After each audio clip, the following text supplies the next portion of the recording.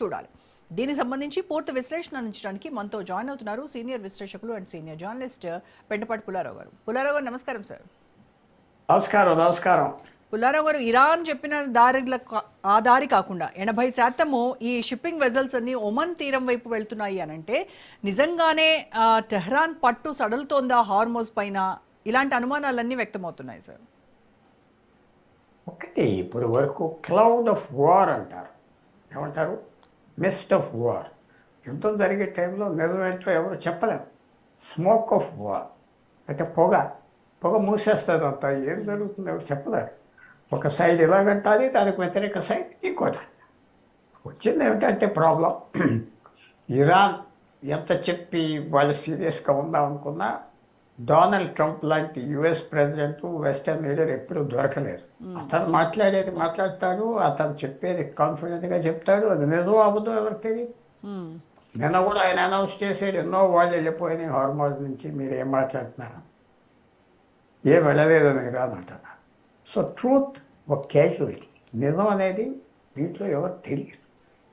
అందువల్ల మనం చూసేది ఇవాళ ఏంటంటే ఇది ఒక మైండ్ గేమ్, మైండ్ వార్ అవుతుంది గత దాదాపు 60 రోజులు బట్టి పూర్తిగా.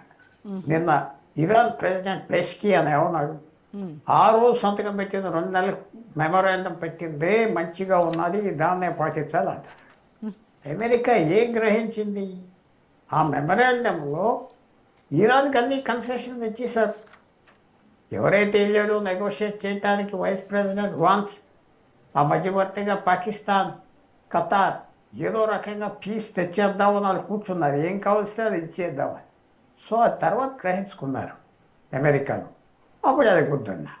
సో ఇప్పుడు మనం హార్మోన్ చూసేది ఏంటంటే ట్రూత్ ఎవరికి తెలియదు. ఇది తప్పకుండా ఒక క్రిటికల్ జలసంధి, ఒక క్రిటికల్ రాస్తా, ఇదంతా కావాల్సి. సో ఇప్పుడు రోజు రోజుకి టెన్షన్ పెరిగినా ఒక రకంగా టెన్షన్ కూడా తగ్గిపోయింది, కనపడుతుంది మీకు. రోజు టెన్షన్ తగ్గిపోయింది. యుద్ధం స్టార్ట్ అవ్వలేదు కదా మళ్ళీ. ఎన్నో కారణాలు ఇస్తారు. అమెరికా దగ్గర మిసైల్స్ అయిపోయినాయి, స్టాక్ ఆఫ్ ఆర్మ్స్ అన్నీ అయిపోయినాయి, చాలా వరకు నిజం. కానీ అమెరికా కూడా మళ్ళీ స్టార్ట్ చేయకూడదు. బ్లఫ్తోనూ మాటలతో బ్రాగింగ్ అంటే గొప్ప చెప్పుకోవటంలో లొంగేద్దామని చేస్తున్నారు. చాలా వరకు సక్సెస్ అవుతుంది. ఎందుకంటే ఇరాన్ ఇది చాలాసార్లు మాటలకే లొంగిపోతారు. భయం పెట్టే మాటలు, మంచి మాటలు, మోసం మాటలకే లొంగిపోతారు మనుషులు. అది జరుగుతూ ఉన్నది. ఏ నిమిషమైనా వాళ్ళు మళ్ళీ కూర్చున్నామనేది రావచ్చు, ఏ నిమిషమైనా. తర్వాత అన్నింటిలో మధ్యన ఒమాన్ కూడా అమెరికాతో ఉన్నట్టుగా ఉంది, మళ్ళీ ఇరాన్తో సైడ్ అవ్వింది. ఏమని, మన ఇద్దరం కలిసి మొత్తం లూటీ చేసేద్దామని. అప్పుడు 3 రోజుల క్రితం డొనాల్డ్ ట్రంప్ అన్నాడు, మీ నెత్తి మీద బాంబులు వేస్తాను జాగ్రత్త అన్నాడు. ఆ దేశంలో వాళ్ళకి బేసెస్ కూడా ఉన్నాయి. ఒమాన్ వాళ్ళ పార్ట్నర్, వాళ్ళ అలయన్స్ పార్ట్నర్. మీరు పిచ్చిగా సొంత అగ్రిమెంట్స్కి వస్తే ఆగదు, వార్నింగ్ ఇచ్చారు. సో నేను ముందర నుంచి అంటున్నా, అమెరికా ఓడిపోయినట్టుగా ఉండదు. ఓడించడం చాలా కష్టం. అయితే ఆల్ పవర్ఫుల్, పవరే కాదు, ఎంత తగ్గిపోయినా వాళ్ళు రెడీగా ఉన్నారు వాడటానికి. మిగతా దేశాలు లేరు కదా, చైనా, రష్యా, యూరోపియన్ దేశాలు లేరు కదా సోల్జర్స్ తీసుకొచ్చి నిలబెడటానికి. సో రోజు రోజుకి ఇల్లే కొద్ది ఇరాన్ కూడా గ్రహించుకున్నది ఏంటంటే రోజు రోజుకి వాళ్ళ బార్గెనింగ్ పవర్ కూడా తగ్గిపోతారు. రోజు రోజుకి ఎటు తగ్గిపోతుందంటే 160 రోజులు 180 రోజులు అయింది. ఏదో ఇంకా ప్రపంచం కూలిపోతారు అనుకున్నాం, కూలిపోలేదు. ధరలు పెరిగినాయి, ఎస్. కానీ మెల్లిమెల్లిగా కొత్త ఏరియాలు, కొత్త సోర్సెస్ ట్రై చేస్తున్నారు, కలిసి వస్తాయి మెల్లిగా.